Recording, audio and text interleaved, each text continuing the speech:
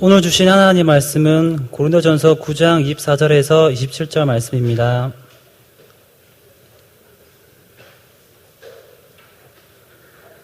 운동장에서 다름질하는 자들이 다 달릴지라도 오직 상을 받는 사람은 단 한 사람인 줄을 너희가 알지 못하느냐. 너희도 상을 받도록 이와 같이 다름질하라.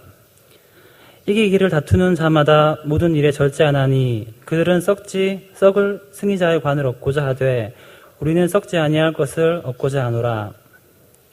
그러므로 나는 다름질하기를 향방 없는 것 같이 아니하고 싸우기를 허공을 치는 것 같이 아니하며 내가 내 몸을 쳐 복종하게 함은 내가 남에게 전파한 후에 자신이 도리어 버림을 당할까 두려워함이로다.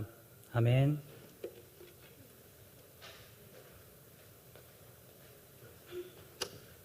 할렐루야. 우리 한번 서로 인사하시겠습니다. 사랑합니다. 보고 싶었습니다. 우리 같이 한번 인사하겠습니다.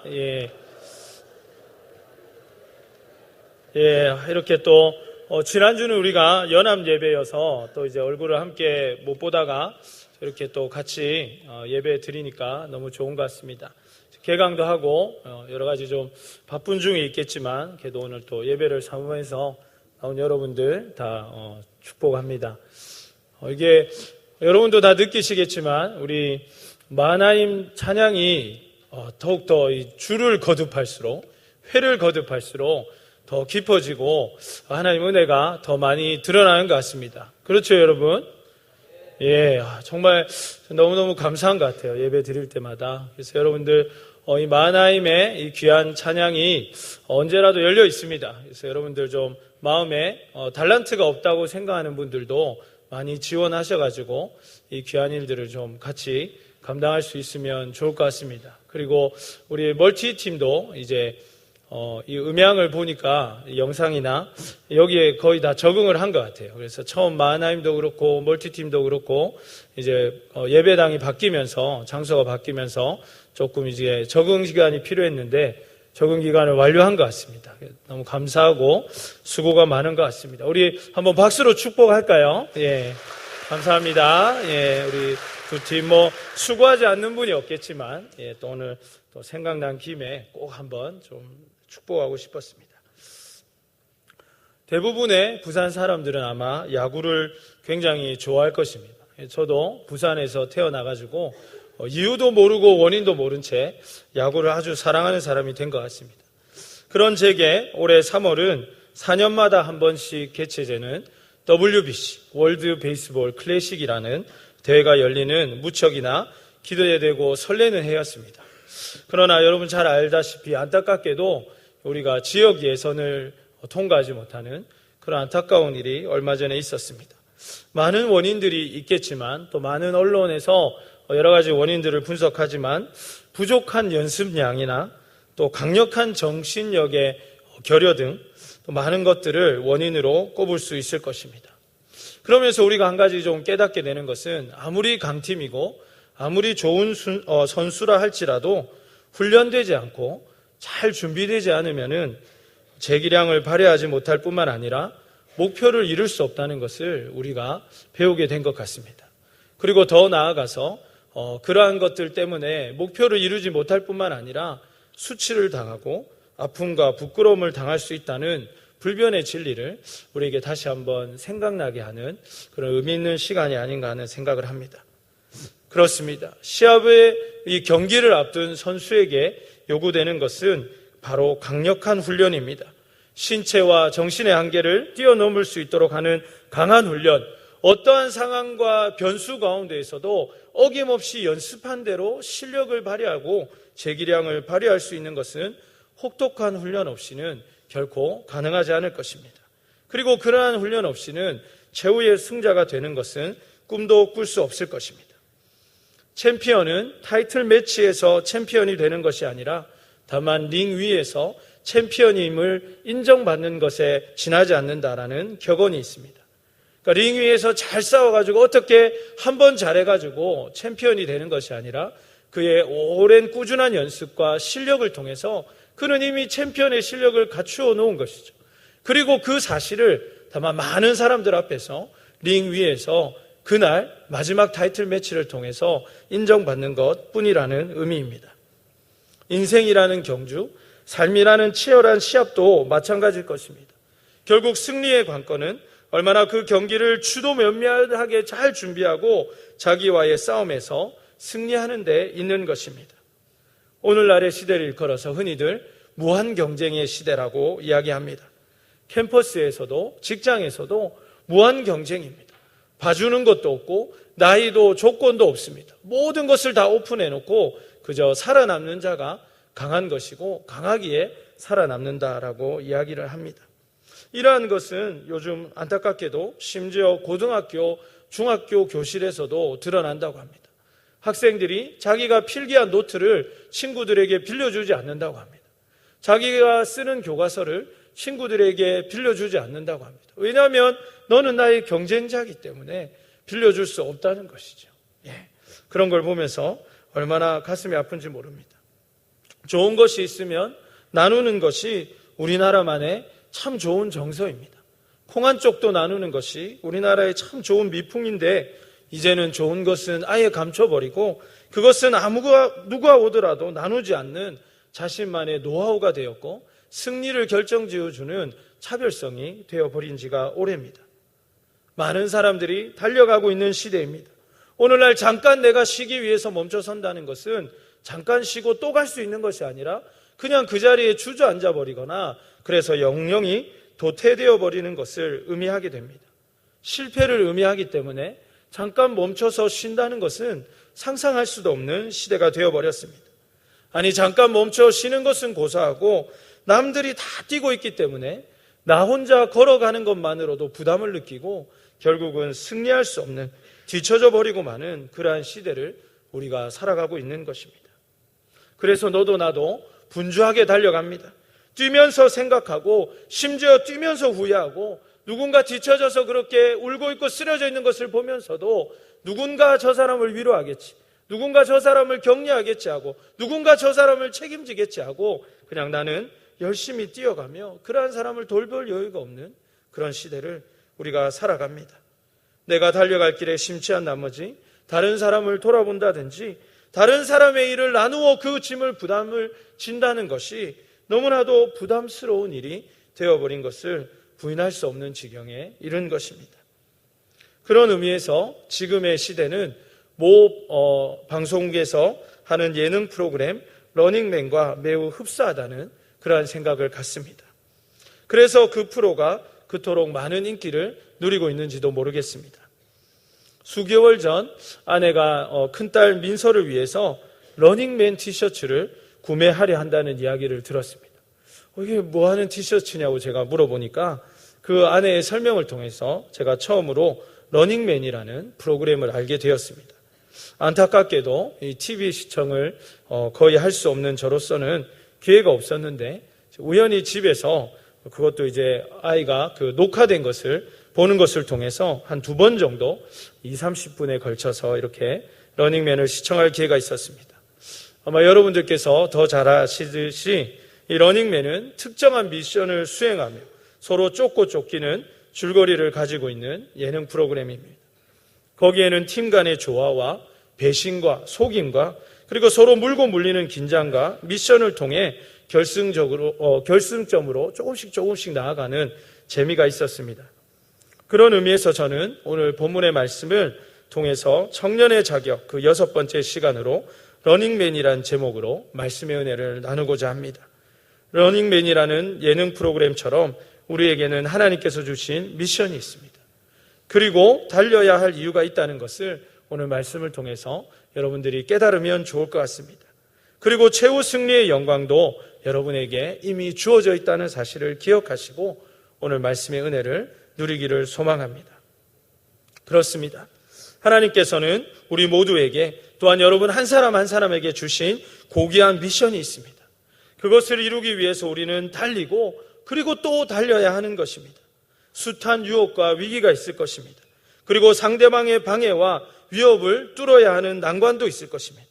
그리고 그 모든 것을 극복한 다음에 마침내 최후의 한 사람이 되어서 누리는 승리의 영광, 이러한 삶이야말로 청년의 때에 청년이 추구해야 할 삶이고 믿음의 경주를 달려가는 영광스러운 삶이 될 것입니다.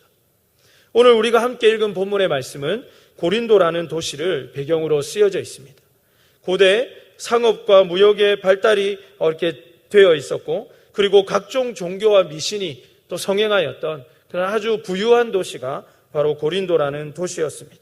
그리고 사람들이 돈이 많고 또 수사학이 많이 발전하다 보니까 어떻게 하면 인생을 좀 더 누리고 어떻게 하면 경주에서 이기는 사람이 될까 하는 그런 경쟁이 많고 대회가 많았던 도시가 바로 또한 고린도라는 도시였습니다.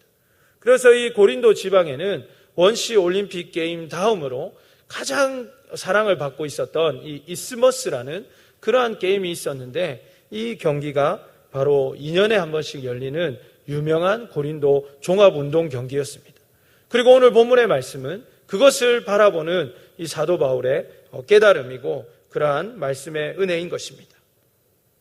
주 50년경 바울은 2차 전도 여행을 통해서 고린도에 머물게 되었습니다. 그리고 사도 바울은 이 이스머스라는 운동대회를 통해서 우리 믿음의 사람들이 어떠한 삶을 어떻게 살아야 하는지 그러한 좋은 그림을 발견하게 되었음을 우리는 충분히 짐작하고도 남을 것입니다. 우리는 바울 사도가 복음의 진보를 위한 사역의 결연한 의지와 일관된 마음을 기술하기 위해 우리의 삶과 믿음의 훈련과 연단을 이러한 운동 경기 비유를 즐겨 사용하였다는 것을 종종 볼 수 있습니다. 사실 우리의 인생과 우리의 삶을 경기나 경주로 비유하는 많은 수사적인 표현에서도 알 수 있듯이 우리의 인생은 그 치열함과 생존과 승리와 성취, 그리고 또 때로는 실패와 눈물, 역전 등과 같은 그러한 개념을 설명할 수 있기에 운동 시합보다 더 좋은 효과적인 비유도 드물 것입니다. 그래서 오늘 먼저 본문의 말씀의 24절을 보시면 사도 바울은 운동장에서 다름질하는 사람들이 다 달린다라고 이야기를 하고 있습니다. 운동장에 있는 모든 사람들 중에 한 사람도 예외 없이 열심히 뛰어가고 있다는 것을 이야기하고 있습니다. 그렇습니다. 우리는 생존을 위해서 정말이지 치열한 경쟁을 해야 하는 그러한 시대를 살아가고 있습니다. 이제는 열심히 사는 것이 굉장한 성공을 보장해 주는 것은커녕 그렇게라도 해야만 겨우 생존할 수 있는 그러한 시대를 우리가 살아가고 있다 해도 과언이 아닐 것입니다. 무한 경쟁이라는 말이 조금도 낯설지 않는 그러한 시대를 우리는 살아가고 있는 것입니다. 취업난과 이 알바난이 얼마나 심한지 모릅니다. 제가 어제 저녁에 뉴스를 봤는데, 모처럼 뉴스를 보는 기회가 있어서 봤는데, 이 지방에는 좋은 취업 프로그램이 없으니까 서울에 취업 박람회가 이렇게 시작이 됐는데, 거기에 지방에서 버스를 대절해가지고 4,000여 명 되는 그런 학생들이 그 취업 박람회에 참석했다는 그러한 기사를 보게 되었습니다. 얼마나 취업하기가 어려우면 그렇게까지 해야 한다는 것입니다. 정신없이 뛰어다녀야만 할 것 같고, 학원도 다녀야 될 것 같고, 어학연수도 가야 할 것 같고, 자격증도 따야 할 것 같은, 그래서 마음 편히 교회를 다니거나 또 다른 누군가를 위해서 내 시간을 쪼갤 수 없는 그런 여유 없는 삶을 우리는 살아가는 그러한 시대를 지나가고 있는 것입니다. 그래서 나는 다른 사람과는 뭔가 차별화를 가져야 된다고 생각하고 다른 삶과는 다른 삶을 살아야 한다는 중압감에 우리는 빠져 있어서 그러한 차별성을 위해서 힘을 쏟고 있습니다. 그런 나머지 흔히 나만 뭔가를 해야 한다라는 착각에 우리는 빠져 살 때가 있는 것 같습니다. 나는 뭔가 특별한 것을 계획해야 하고 나는 뭔가 열심히 하고 있어야 한다는 그런 중압감 속에 우리가 살아가는 것입니다. 그러나 사랑하는 여러분, 불행히도 그런 각오나 그런 마음만으로는 충분하지 않습니다. 또한 나만 그렇게 살고 있지 않다는 것을 오늘 본문이 우리에게 분명히 이야기해 주고 있습니다. 주위를 둘러보면 모두가 적어도 다 나만큼은 노력하고 나만큼은 주의를 기울여서 계획을 하고 있고 실천하며 살고 있다는 사실을 우리는 잊어서는 안 되는 것입니다. 특별히 새 학기와 새봄을 맞이하면서 모두가 이번 학기에는, 이번 새봄에는 이라는 저마다의 계획을 세우고 각오를 다지면서 멋지게 달려나갈 준비를 하고 있을 것입니다. 그러나 이러한 각오와 준비는 나만 하는 것이 아니라 우리 모두가 하고 있기 때문에 인생이라는 경주에 참여하고 있는 모두가 그렇게 열심히 달려가고 있기 때문에 그것만으로는 우승의 트로피를 들 수가 없다라는 사실입니다. 그래서 오늘 본문의 말씀은 우리에게 이 경주에 대해서 설명해 주고 있습니다. 그리고 이 경주는 말씀을 보니까 참가하는데 의의가 있는 것이 아니라는 사실입니다. 저는 대학생 때 5km 마라톤에 출전한 적이 있었습니다. 제가 원해서가 아니고 학교에서 가라 해가지고 제가 이제 그 5km를 뛰었는데 그때 당시에는 지금과 달리 이제 식스팩이 있을 때였기 때문에 열심히 달려서 완주를 했습니다. 저는 열심히 쉬지 않고 이 5km를 달리고 있는데 주위의 사람들을 보니까 전부 걸어가고 아주머니 손잡고 막 이렇게 걸어가면서 이야기하고 물 마시고 이렇게 너무 평화롭고 너무나도 좋은 분위기에서 그렇게 정감 넘치는 레이스를 펼치고 있는 것을 제가 보았습니다. 그 이유가 무엇이겠습니까? 그냥 이거는 참가만 하면 모두가 다 이렇게 도금으로 된 그 메달을 주는 그런 참가상을 주는 그러한 대회였기 때문입니다. 그러나 오늘 바울 사도가 이야기하고 있는 경주는 그러한 경주가 아닙니다. 참가하기만 하면, 완주하기만 하면 주는 그러한 상이 우리를 기다리고 있는 경주가 아니라는 것입니다. 이 경주는 참가하는 데 의의가 있는 것도 아니고 완주하는 데 의의가 있는 것도 아니고 오직 우승하는 데 의의가 있다고 사도 바울은 우리에게 분명하게 이야기를 해주고 있습니다. 그리고 그 우승은 오늘 본문의 말씀에 의하면은 여러 사람의 몫이 아닌 오직 한 사람의 몫이라는 것도 우리는 주목할 필요가 있습니다. 우리가 당면한 인생이라는 이 경주는 그냥 완주했다고 세월이 흐르고 시간이 지났다고 되는 것이 아니고 인생의 끝에는 분명한 결산과 그에 따른 시상이 있다는 사실을 우리는 오늘 본문의 말씀을 통해서 깨달아야 한다는 것입니다. 물론 오늘 본문의 말씀이 우리에게 1등주의를 가르치는 것은 아닙니다. 오늘 본문의 말씀이 다 이렇게 설교되고 나서 여러분들이 무엇을 의미하는지 깨닫게 될 것인데 오늘 본문의 말씀에 귀를 기울일 수 있기를 주님의 이름으로 부탁드립니다. 그래서 오늘 바울은 우리에게 이 경기에 우승할 수 있도록 달릴 것을 주문하고 있습니다.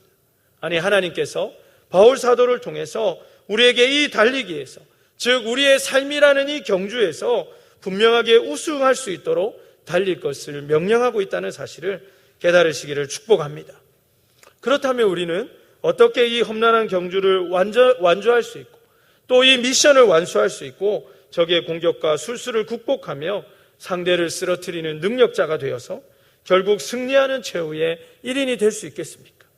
오늘 본문의 말씀을 통해서 경주에서 승리하는 최후의 1인이 되는 6가지 법칙을 통해서 함께 은혜를 나누려고 합니다. 바울 사도는 먼저 오늘 본문을 통해서 이기기를 다투는 자마다 모든 일에 절제한다라고 이야기를 합니다. 최후의 1인이 되는 러닝맨 승리의 법칙 첫 번째는 절제인 것입니다. 오늘 본문의 절제에 해당하는 헬라 원어는 자기를 통제하다, 자신의 체질을 길들이다, 기질이나 이러한 부분들을 길들이다라는 의미를 가지고 있는 동사입니다. 즉 우리가 어떠한 목표를 성취하고 우승하기 위해서는, 우리의 삶에서 진정한 성공을 누리기 위해서는 스스로를 통제하고 좋은 습관을 들이고 나쁜 습관은 버릴 줄 아는 그러한 훈련과 연단이 필요하다는 사실입니다. 바울이 본 것이 무엇이겠습니까? 2년에 한 번씩 열리는 이 경기에서 우승하기 위해서 고린도 사람들, 특별히 이 운동 경기에 출전하는 사람들은 자기의 체중을 엄격하게 관리하였을 것입니다. 물 한 모금을 마셔도 조심해서 마시고 비계가 있고 막 이런 거는 먹지 않고 그렇게 열심히 자신을 훈련하고 입에서 단내가 날 정도로 뛰고 또 뛰는 것을 바울은 보고 또 보았다는 것입니다. 결국 메달을 따는 사람과 그렇지 않는 사람의 차이가 무엇이겠습니까? 다 재능이 있고 다 운동 좀 꽤나 한다는 사람들인데 어떤 것이 차이를 내겠습니까? 결국은 땀의 양에 있었다라는 것입니다. 지난 한 주간 우리는 온 성도님들과 함께 봄을 맞이하는 특별 새벽 기도의 시간을 가졌습니다. 새벽에 일어난다는 것, 일주일 동안 새벽을 깨운다는 것은 결코 쉬운 일이 아닙니다. 우리 160여 명의 청동기도원 공동체 가족 중에서 오직 17명만이 개근했다는 사실만 봐도 완주하는 것이 얼마나 쉽지 않은 것인지를 우리가 다시 한번 생각하게 됩니다. 물론 직장이나 여러 가지 상황 때문에 완주하지 못한 분도 있겠지만 어쨌든 이 개근한다는 것 참 쉽지 않은 일인 것 같습니다. 아마 새벽 특세 기간이 길어지면 길어질수록 여러분 일찍 잠을 자야 하고 TV 시청을 줄여야 하고 저녁에는 카페인 섭취를 줄여야 하는 등의 많은 노력과 자기 통제, 자기 절제가 필요하다는 것입니다. 저는 얼마 전에 누군가로부터 왜 새벽 기도를 해야 하느냐라는 질문을 받은 적이 있습니다. 그래서 저의 생각을 간략하게 이렇게 나누었습니다. 첫 번째는 우리가 늘 하나님 앞에 기도해야 하는데 시간을 정해서 기도하는 것이 참 어려운데 새벽 시간을 정해놓으면 방해받지 않고 나의 기도 시간을 확보하기가 제일 좋기 때문에 새벽에 나와서 기도하는 것이 좋은 것 같습니다. 두 번째는 문자적인 의미이기는 하지만은 하나님께서는 새벽에 도우시겠다 했기 때문에 우리가 그 말씀을 붙잡고 새벽에 나와 기도하는 것이 좋은 것 같습니다. 세 번째는 하루의 첫 시간을 하나님 앞에 드리고 내 모든 일정을 하나님 앞에 아뢰고 그리고 하나님께서 내 모든 계획 가운데 축복하시고 역사하시기를 기대하면서 기도하는 것이 의미가 있겠다라는 생각이 듭니다. 그리고 끝으로 새벽 기도를 계속 할 수 있다는 것은 자기 절제와 자기 통제가 잘 된다라는 것을 의미하는 유익이 있습니다. 새벽 기도를 위해서 삶의 좋은 습관을 가지게 된다는 것입니다. 좀 더 놀고 싶고 게임을 하고 싶고 뭔가를 하고 싶어도 내일 새벽에 일찍 일어나서 새벽 기도를 가야 되기 때문에 그리고 곧바로 하루의 일과를 시작해야 되기 때문에 자신의 삶을 통제하고 조절할 수 있는 좋은 습관을 가지게 된다는 것입니다. 이처럼 절제라는 단어는 무언가를 이루기 위해서 우리가 우리의 삶과 행동을 통제하고 체질을 변화시키면서 고도의 집중력을 가지고 목표를 향해 정진하는 데 있어서 없어서는 안 될 중요한 비결임에는 더 이상의 설명이 필요 없을 것입니다. 그렇다면 우리가 어떻게 우리의 삶을 통제하고 절제할 수 있겠습니까? 또 그러한 대상은 무엇이겠습니까? 첫 번째는 우리는 시간을 통제해야 합니다. 지난주에 말씀을 나누었던 것처럼 건져 올린 시간만이 나의 시간입니다. 그래서 여러분 시간을 건져 올리시기를 바랍니다. 주어진 시간을 극대화하시기를 바랍니다. 모든 사람은 24시간을 살게 되어 있습니다. 그러나 어떤 사람은 48시간처럼 쓰기도 하고 어떤 사람은 2분 4초처럼 쓰는 것도 보게 되는 것이 바로 그러한 의미입니다. 시간을 지혜롭게 사용하는 여러분이 되시기를 바랍니다. 두 번째는 육체적인 통제입니다. 욕구가 많이 있습니다. 청년의 때에 얼마나 많은 욕구가 있습니까? 더 보고 싶고 더 갖고 싶고 더 해보고 싶고 더 경험해보고 싶은 그러한 많은 욕구들이 있지만 그러한 것들을 잘 컨트롤하고 통제하는 것이 필요하다는 것입니다. 식욕도 마찬가지겠죠. 잠도 그렇습니다. 더 자고 싶어도 어느 순간에 일어나야 하는 것입니다. 더 앉아서 쉬고 싶어도 어느 순간에는 일어나야 하는 것입니다. 많은 오락과 쾌락도 있지만 우리가 그러한 모든 것들을 통제해가면서 우리의 육체를 잘 통제하는 것이 필요하다는 것입니다. 세 번째는 스스로 훈련되는 통제가 있어야 하는 것입니다. 끊임없이 자신의 영성을 개발해가는 것입니다. 모름지기 사람은 3일만 보지 않아도 다른 사람이 되어 있어야 한다는 조선시대 유명한 장군의 말이 있습니다. 이 사람은 바보 온달과 같이 이렇게 좀 뭔가 모자란 사람이었습니다. 그러나 아내를 또 잘 만나가지고 아내를 통해서 자신의 내면을 깨닫게 되고 그렇게 조선의 무관직까지 오르게 되어서 장군이 되었습니다. 그래서 어느 날 그 사람이 자기 고향에 돌아가게 되었는데 사람들이 그 사람 보고 깜짝 놀라는 겁니다. 야, 쟤 이렇게 모자랬던 애 아닌가? 맨날 콧물 질질 흘리고 그랬던 애 아닌가? 이렇게 하면서 아니 자네 어떻게 이렇게 훌륭한 무관이 되었나? 이렇게 얘기하니까 어떻게 이렇게 변했냐? 이렇게 물어보니까 그 사람이 사내란 모름지기 3일만 보지 않아도 다른 사람이 되어 있어야 합니다. 이렇게 이야기를 했다고 합니다. 얼마나 멋진 말입니까? 사랑하는 여러분, 그러나 이것은 사내에게 요구되는 것이 아니라 모든 믿음의 청년들에게 요구되는 사항이라는 것을 깨달으시기를 바랍니다. 우리 청년이 3일만 보지 않아도 뭔가 더 새로운 사람이 되어 있고 하나님 안에서 더 절제가 되어 있고 더 성장해 있는 그러한 사람들이 되어 있어야 할 줄로 믿습니다. 그래서 끊임없이 여러분의 영성을 가꾸고 키워 가십시오. 좋은 훈련이 있으면 그곳에 참여하시고 더 배우기를 힘쓰십시오. 끊임없이 그리스도의 장성한 분량까지 자라나야 하는 것입니다. 그리고 더 많은 기술들을 가질 수 있도록 노력해야 합니다. 끊임없이 전략을 개발하고 이 기술을 나의 것으로 끊임없이 반복하고 훈련하여서 나의 것으로 삼을 수 있는 그런 노력들이 있어야 한다는 것입니다. 그런데 한 가지 주목해야 될 사실은 고대 운동선수들이 그렇게 목숨을 걸고 혹독한 훈련과 자기 통제를 통해서 얻고자 했던 것이 무엇이냐 하는 것입니다. 그것은 다름 아닌 승리자의 관, 즉 월계관이라는 것이었습니다. 우리 준비된 화면을 한번 볼까요? 여러분 다 월계관을 한 번씩 보았을 것입니다.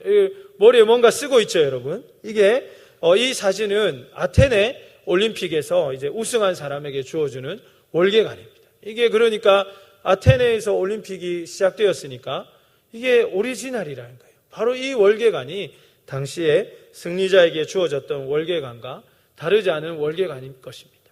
근데 이 월계관을 가만히 보면은 월계수 잎으로 만들었으니까 이게 뭐 많이 가야 며칠 가지 않았겠습니까? 시간이 지나면 이게 다 시들고 색깔이 초록색에서 이렇게 갈색으로 변하고 어느 순간에는 사라지고 마는 그러한 관이 바로 이 썩을 승리자의 관이라는 오늘 본문의 말씀에 표현에 어울리는 바로 그러한 월계관이라는 것입니다. 예, 이제 화면을 내려주셔도 되겠습니다. 그래서 이 관을 한번 생각해 보십시오. 이 월계수 관이라는 것이 그 지방에 흔한 월계잎으로 만들었으니까 이거 아무나 다 만들 수 있는 것입니다, 사실. 이거 가지고 어디 뭐 팔아 먹을 수 있는 것도 아니고 이걸 또 오랫동안 간직해서 내가 이거 땄다라고 이거 내 거다, 내가 이 승리자다라고 말할 수도 없는 것입니다. 그냥 그때의 그 영광, 내가 시상대에 올라서 가장 높은 시상대에서 월계관을 받는 최후의 승리자의 그 명예, 이거 외에는 사실 아무것도 없는 것입니다. 이것 때문에 2년 동안 눈물 흘리고 고생하고 먹을 거 안 먹고 잘 거 안 자고 그렇게 만날 사람 안 만나면서 그렇게 살아갔다라는 사실입니다. 사랑하는 여러분, 그러므로 우리가 한 가지 깊게 생각해야 될 것은 이 승리자의 관에도 썩는 승리자의 관이 있고 썩지 않는 승리자의 관이 있다는 사실입니다. 그러므로 이것이 바로 승리하는 러닝맨의 두 번째 법칙인 분별의 법칙입니다. 즉 내가 지금 모든 것을 참고 인내하면서 견디고 추구하는 그것이, 내가 잠을 줄여가면서 내가 모든 것을 희생해가며 올인하고 있는 그것이 썩을 승리자의 관인지 아니면 영원한 승리자의 관인지를 잘 분별할 줄 알아야 된다는 것입니다. 당장 내 눈에 보기에는 화려하고 당장 내가 보기에는 영광스럽고 당장 내가 보기에는 영원할 것 같지만은 그것은 썩은 승리자의 관일 수 있다는 것입니다.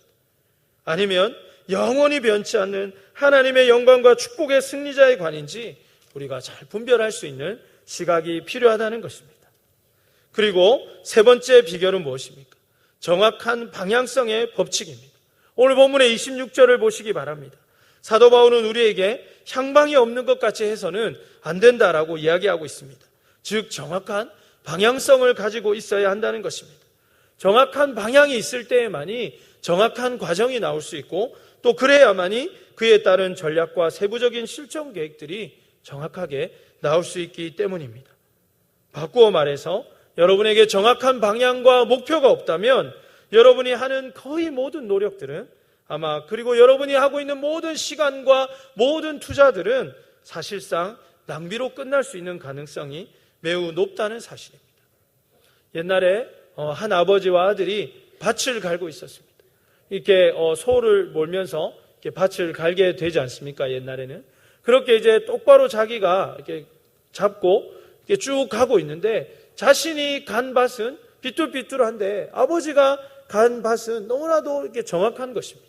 그래서 아들이 묻습니다. 아버지, 어떻게 이렇게 밭을 일자로 이렇게 통로를 정확하게 갈 수 있습니까? 라고 물어보니까 아버지가 아들에게 너는 뭘 보고 이렇게 밭을 갈았냐고 묻는 것입니다. 그래서 저는 소 이렇게 등을 딱 보면서 조금도 흐트러짐이 없이 그렇게 열심히 밭을 갈았습니다.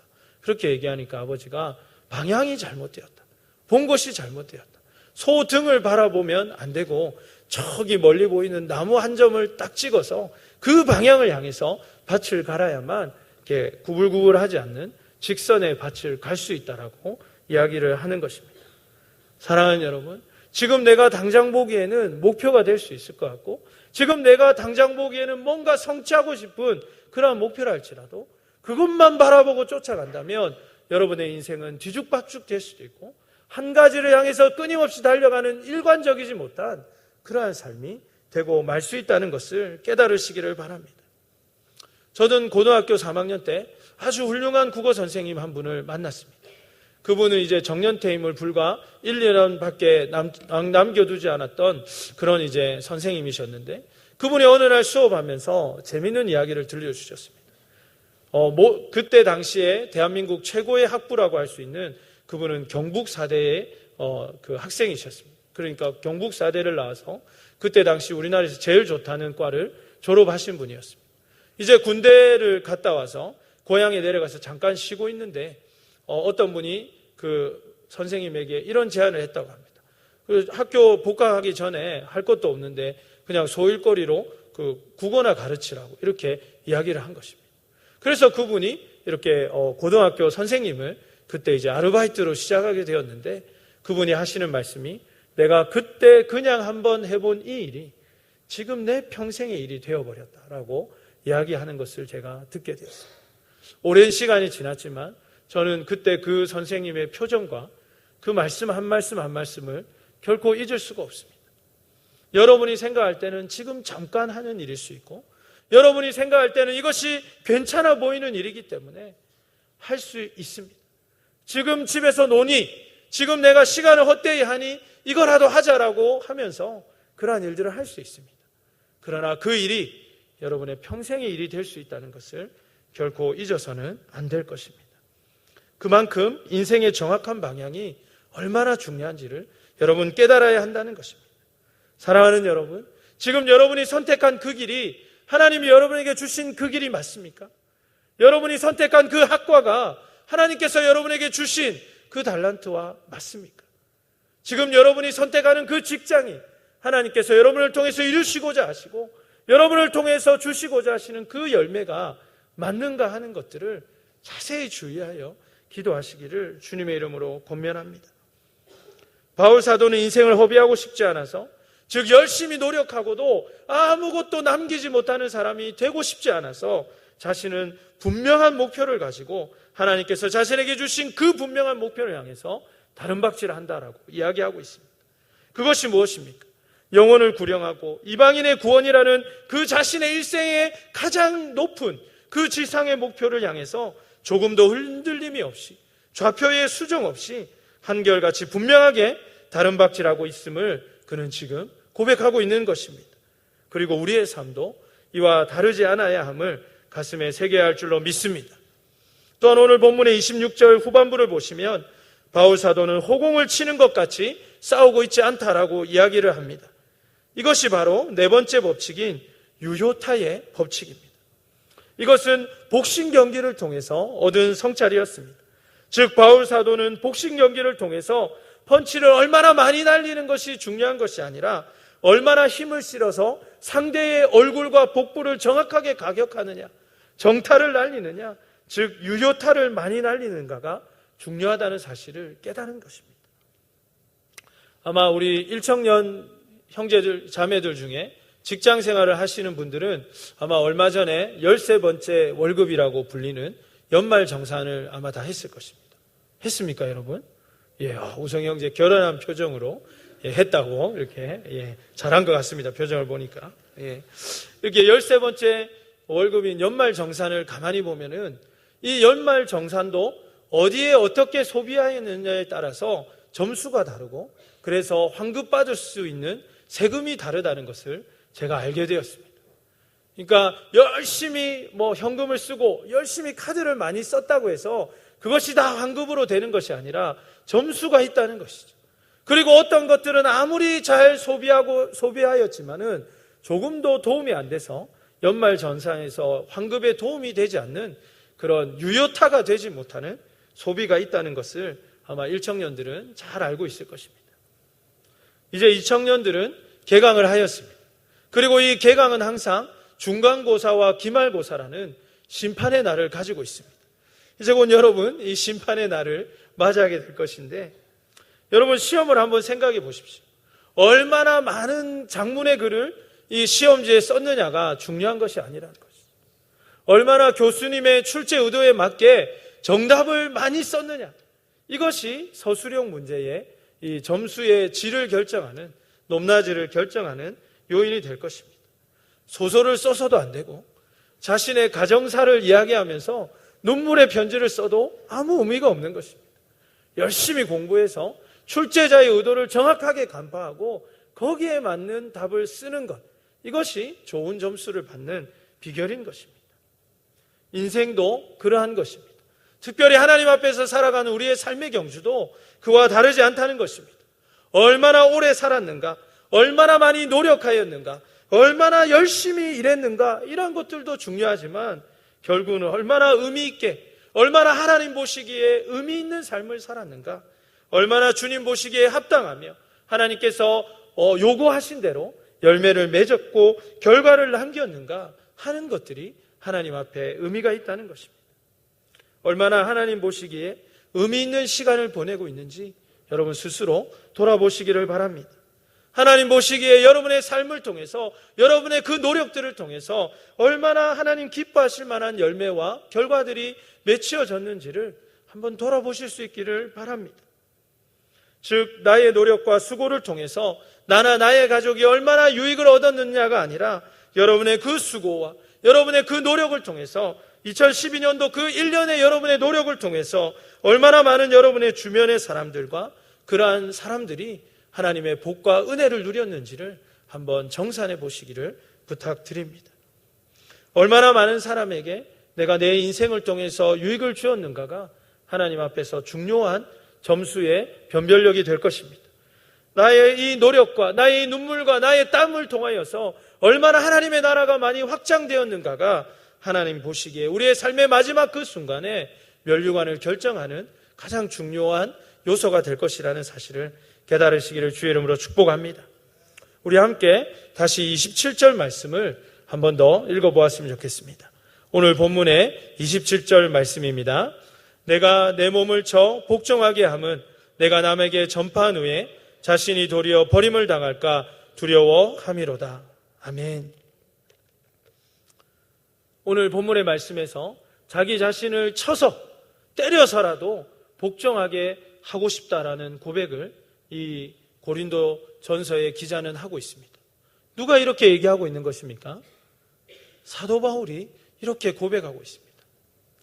온 인류 역사상 우리가 적어도 아는 모든 성경의 인물을 통틀어서 사도 바울과 같이 절제가 되고 사도 바울과 같이 열심히 특심이고 사도 바울과 같이 자기 절제가 완벽하게 이루어지는 그런 사람이 거의 누가 있겠습니까?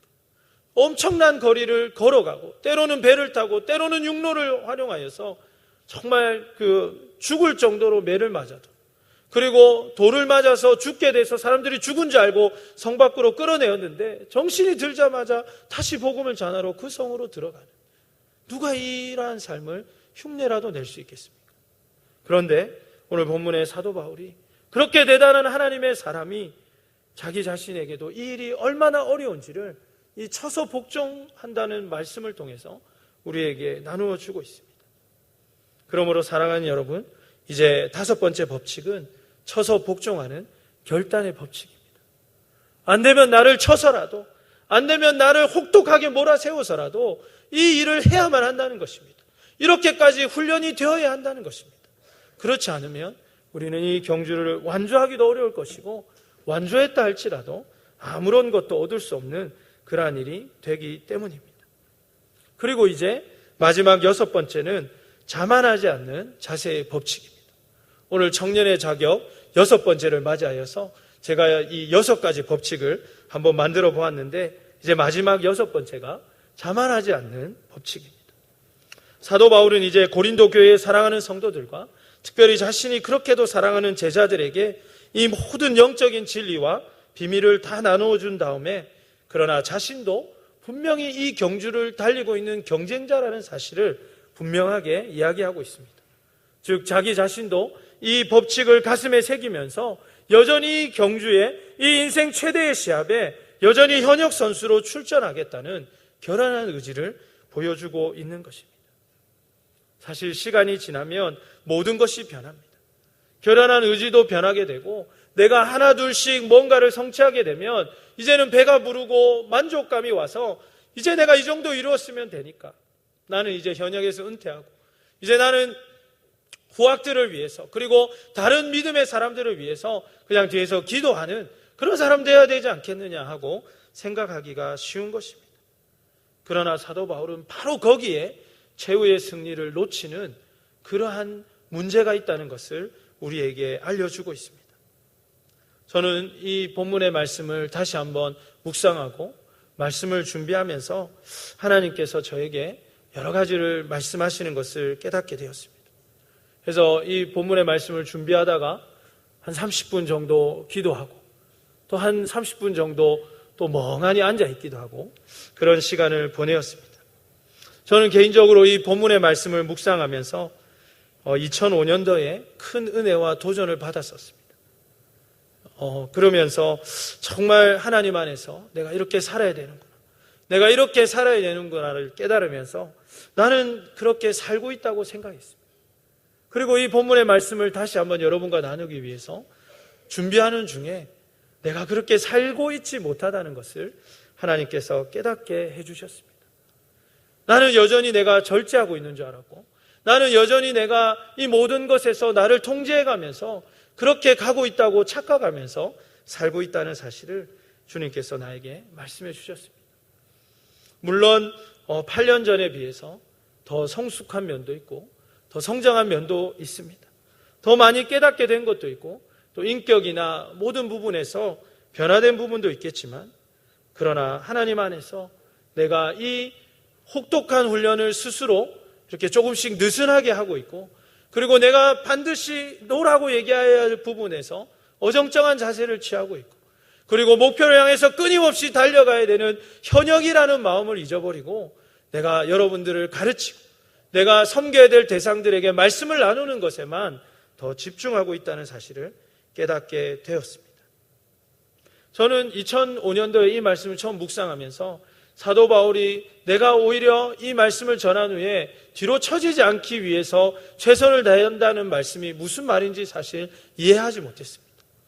그런데 저는 이 말씀을 준비하는 중에 그 말씀이 무슨 의미인지를 깨닫게 되었습니다. 그래서 저도 오늘 이 본문의 말씀을 준비하면서 결단하였습니다. 여러분만 뛰도록 그렇게 하지 않을 것입니다. 나도 영광스러운 최후의 승리자의 관을 놓치지 않기 위해서 힘을 다하여 뛰기로 다시 한번 결단하였습니다.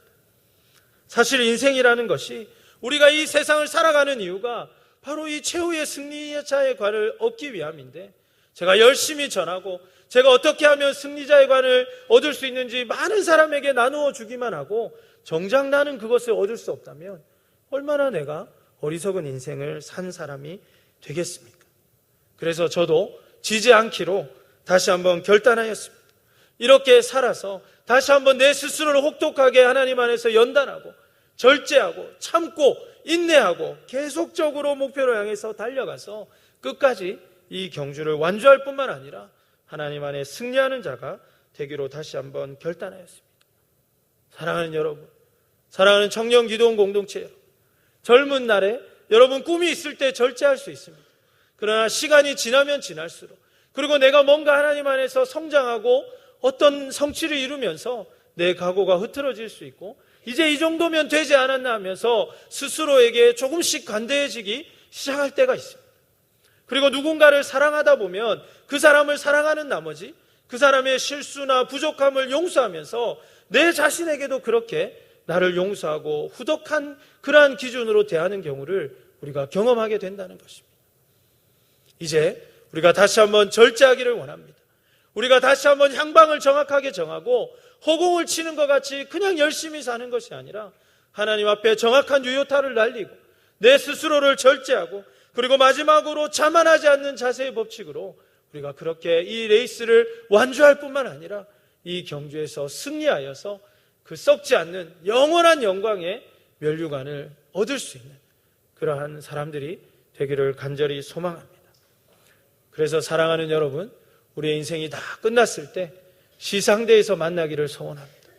하나님의 그 시상대에 서서 아이고 목사님도 아이고 여러분도 이렇게 하면서 우리가 하나님이 주신 이 승리자의 영광스러운 월계관을 받고 하나님 안에 큰 영광을 돌리고 서로를 축복하고 격려하는 그러한 우리 청년 기도 공동체가 되기를 주님의 이름으로 축복합니다. 우리 함께 이 시간 찬양하겠습니다. 이 시간 찬양할 때 주가 보이신 생명의 길, 우리가 함께 믿음으로 이 연단을 이겨내고 끝까지 주님 주신 최후의 승리를 소망하면서 함께 찬양하였으면 좋겠습니다.